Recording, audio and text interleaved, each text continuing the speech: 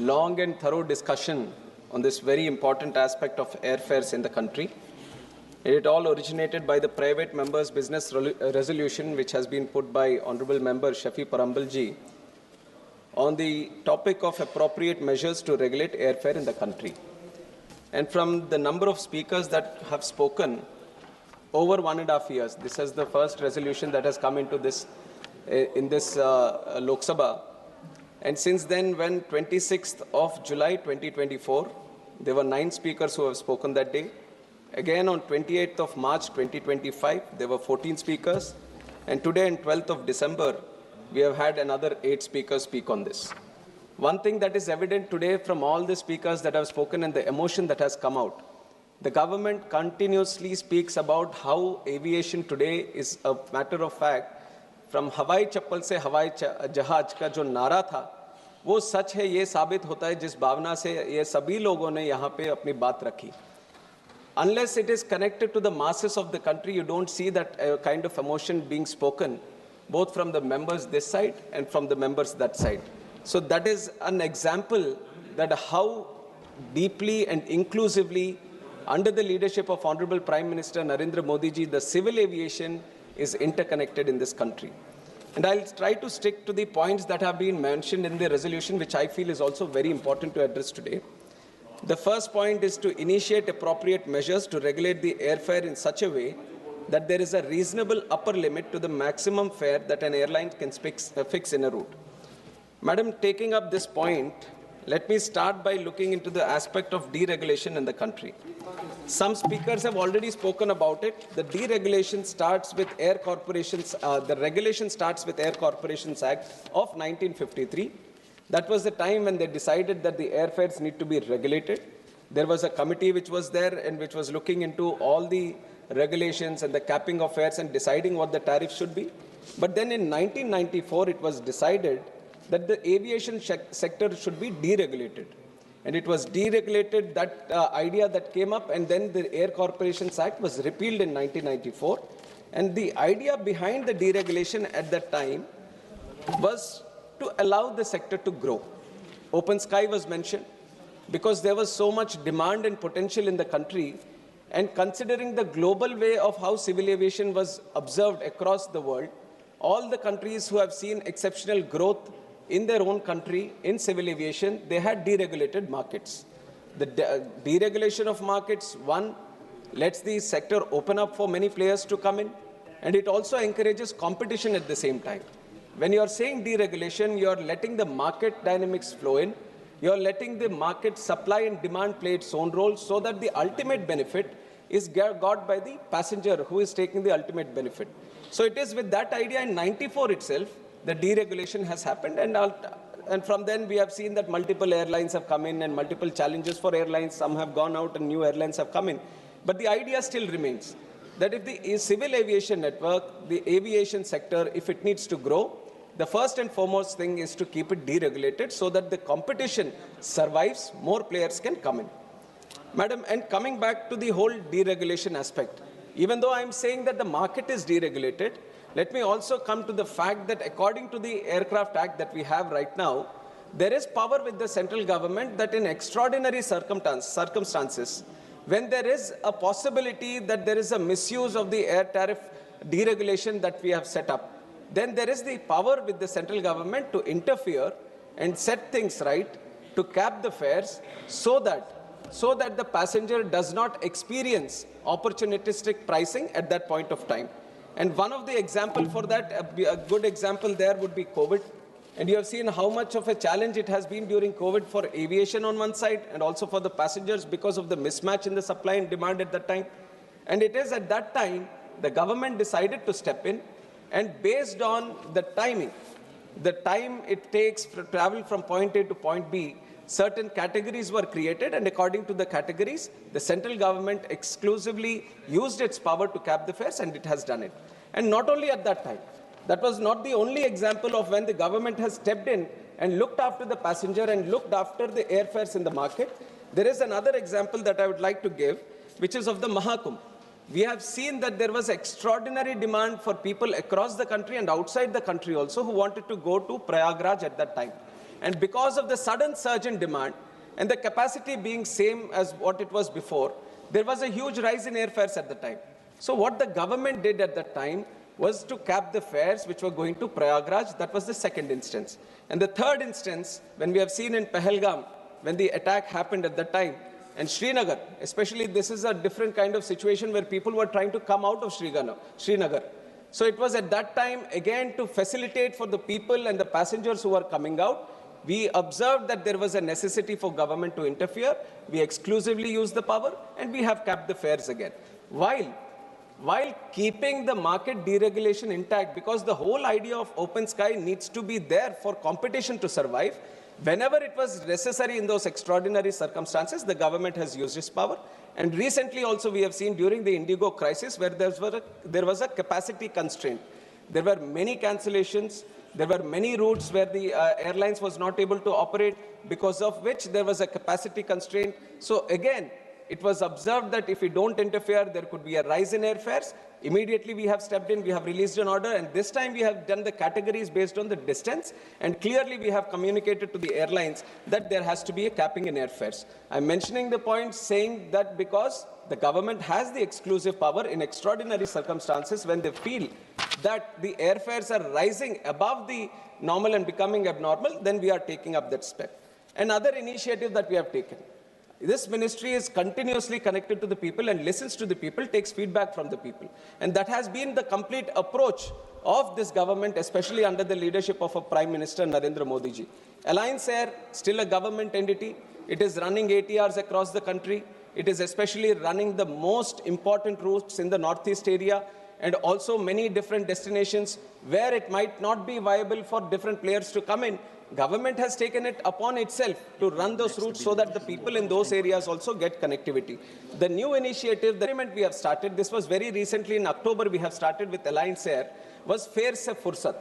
We wanted to see, because there is a lot of discussion on capping of fares, let us see if we can cap the fares to a certain extent, what kind of benefit it is being given to the ultimate consumer or the passenger, and how is the viability of the airlines. So this special initiative that we have done, which is Fare Se Fursat, which is a pilot project for 3 months, Alliance Air, more than 54 routes it is operating in the country. We have selected certain 25 routes where the demand is good, some where the viability not be good. So 25 routes across the country, both Northeast, South India, northern part of India, West, East. We have taken up all operations, 25 routes we have earmarked. And in these 25 routes, we have fixed up the fare for that route. And now, in these 3 months, it is still ongoing until December 31st, this Fare Se Fursat scheme is going on. And we want to observe. Now, if I have capped the fares, how is it benefiting the passenger is one? Because there are many other things which are involved. This is a not single-way solution that you are observing that the fares are up and you cap the fares or you make them limited to a certain extent, and the ultimate benefit is going to the passenger, because it is not just that one travel for that passenger. There is a sector here. There is the viability of the airlines. There is an airport that is operating. There are multiple levels in civil aviation for the passenger to go from point A to come out at point B. There are multiple different sectors which are continuously like a symphony working in tandem so that the passenger can go from one place to other. And it is important for us to ensure this whole tandem, the whole connectivity that is there in between, everything is viable in its operations. So that is why the Fare Se Fursat scheme is there. Government is very closely observing how the feedback on this, especially this scheme, and how the passengers are responding to it. So once that is done, definitely we are going to sit down, observe the feedback, and then if necessary, consider this with the private airlines also. And some other measures that we are doing, because this capacity constraint, usually, madam, if you see, I have statistics also to prove that when we are comparing the airfares of the country with airfares in different other places, especially internationally, the rate of growth that we have seen in the airfares is actually negative. In relative terms, in real terms, there has been 43% decrease in the airfares when you consider the consumer price index also. So if you compare with US or China, US it has decreased at 23%, China 34%, but India the decrease has been up to 43% in relative terms when you compare with the consumer price index and the inflation also that has happened. So if you compare your own tariffs from previous years, previous decades, we have been maintaining a certain sort of level which is still affordable for the people. But in those terms also, when do you observe this airfares rise? It is not that every day they are rising, you see an increase in the fares. When these festive seasons are there, when there is a specific demand that originates in this location for most people to travel, and exactly the examples were also taken, Kerala during Onam, during Christmas, during that specific period, most of the people who are working in the Gulf area, they all want to come back and visit their families in that time. There is a specific season that you see that there is a huge capacity that is going to be there, and those are the routes, specific routes also you can see that this is where the airfares are rising because of the demand that originates. And then you see in the North India, sometimes during the Durga Puja, the Calcutta routes are on a surge. During Diwali area, the whole northern sector, that is on a rise. And also during Chhat Puja, whatever is going to Bihar, that is on a rise. These are all specific seasons. It is not that I can cap a fare for the entire season, entire year to a certain sector, because there are still, this is why market demand and market supply is very, very important for us to understand. They kind of play in such a way that they regulate the fares on its own. But when we observe, because we also know that there are seasons, because we also know there are capacity constraints in those seasons, we have reacted accordingly. When this Kerala situation observed, and after me becoming the minister also, this was exactly in September of 24, when the Kerala, the Gulf and the Kerala routes, when we observed that, see, what else can we do? What else can we do in this time so that we can facilitate for the people who want to travel and can keep the fares at a very adjustable price? Then we added capacity. We have spoken to the airlines well in advance. We have said this is a situation which is happening every year. Why don't we provide the more capacity in this region so that more people can travel? This is exactly what we have done in that time. More flights which were not operating or non-viable routes across the country, they were taken out. They were brought into this specific sector so that that can facilitate for the demand that it was created. And on top of Onam, during this Kumbh Mela also, everyone wanted to travel to Prayagraj. So we have increased the flights that are going to Prayagraj. So not only capping the fare, but the capacity needs to be augmented. That is the real solution when you are seeing that the fares are rising. Because there is demand there. It is not that you want to send that single passenger in a very adjustable price. You want to send 10 passengers to that place during that specific time. So capacity augmentation is something which is very much required, and we have done that. Kerala during the Onam, and Diwali during Diwali also we have done recently in October 25, Prayagraj Kumbh Mela in Jan 25. So we have worked out this solution when we speak with the airlines before and consider the festive season and increase the capacity. And also, madam, we have to understand what goes into these airfares. I have talked about what some of the measures that we have taken, and also airfares is not a single entity. There are different charges that go into the airfare, and one of the most important one is the aircraft fuel. ATF goes up to 40%, 40 to 45% of the ticket price that you pay is because of the ATF. And the way ATF is there in the country, the state taxes the ATF. And there are multiple states who have brought it below 5%. We are very thankful to them. There are 26 states and union territories which have brought it down because they understand that even if you lose a small revenue in this taxation for the ATF, the kind of economic growth that it creates, the kind of growth aviation network creates for other industries is very, very important. And it is with that idea that it was being done. But there are some states which still have it at a very high percentage. And it is multiple times, our predecessor, Sindhya ji, is also here. He has written and spoken on this many times and written to chief ministers. And I've also taken that responsibility. I have written to chief ministers whenever I get the opportunity to meet them. I've spoken to them on this very specific issue to please bring down the ATF. Because if you bring it down, then definitely that also helps the passenger and the cost that it takes. And we have done it with Bihar also. Bihar used to have 29%, but in June 25, they have responded and they have brought in it below 4%. And there is one state, Tamil Nadu also, Manikamji is here. So I will take this opportunity through this discussion also to encourage the state government to bring it down as much as possible, not 4%, but bring it down to 1% so that this benefit of the taxation also is being extended to the passenger at the end. And now this is the ATF. And when it comes to the DGCA measures, DGCA is also a very important regulator for us. It also looks after the safety. It also looked after the airlines and their operations. Now there is a tariff sheet which is being done by the airlines to see how are we going to charge. The tariff sheet mentions the minimum fare for a certain route, maximum fare for a certain route, and they have this bucket system where through buckets, they see how many seats are going to be allocated at a certain price. Not many would be knowing about this, but whenever you go to the website and you purchase a ticket, there is a clear tariff sheet that is mentioned there. But here, the airlines also used to be doing their own chalaki. What they used to do, tariff sheet, because according to the law, they have to do it prominently somewhere, they have to display the tariff sheet. But we were also doing our own monitoring. We were checking where is the tariff sheet, but we used to go to the web page, and it used to take ages to look at it, where the tariff sheet it is. It is right at the bottom, and even the letters with which it was written was only, you can see it only if you use a binoculars. It was at that situation. Then we said this is not the purpose of through which the law has been kept.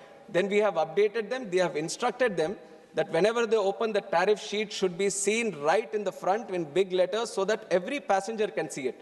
We have brought that change. We have monitored that change. Now the tariff sheet is thoroughly displayed. But not only tariff sheet. Now earlier there was the rule that the tariff sheet, there was a small clause which gave an advantage to the airlines that every day they can change the tariff sheet. ऐसा होगा तो कैसे होगा? आज का tariff sheet आज का बन रहा है, आज का ticket हमने ले लिया, कल का tariff sheet कल का बन रहा है, तो again it's not serving the purpose. Then we changed the clause. Then we changed the rule that was giving that clause, that measure, and we said, you won't change it every day. You won't change it every 24 hours. You will only change it every month, so that once the passenger sees at the end of the month, first week of the month, they have to give us the tariff sheet saying in that sector, in this month, how much are you going to charge, how many bucket charges you have. So everything the passenger should know on what charges it will be there. So we have changed it to 1 month. That is also a facility that the passenger will have. I would encourage more passengers to look into this tariff sheet, to look at how the pricing is done, what is the minimum bucket, what is the maximum bucket. And this we have done it last year itself, and we have observing some changes because it improves the monitoring mechanism that we have on these airlines and their tariff sheets. And also on top of this, there is a tariff monitoring unit that we have created in DGCA. And the purpose of this specifically is to look into what the pricing is and how the airfares are fixed. Are they following the tariff sheet or not? Are there abnormal situations that are being created? So specifically just for tariffs, we have created a tariff monitoring unit, and it has been strengthened time and again through various measures. And earlier, when it started with around 50 routes. But now we have expanded to 78 routes. We are also taking international sectors also right now to understand where and how these tariff fares are being changed and how they are being done. And the tariff monitoring unit, which is going to be a very important unit for us to monitor these tariffs, we are bringing in more IT tools. We are bringing in more technology so that the power at the TMU increases and they can analyze the fares in a very tech-based manner using the IT tools.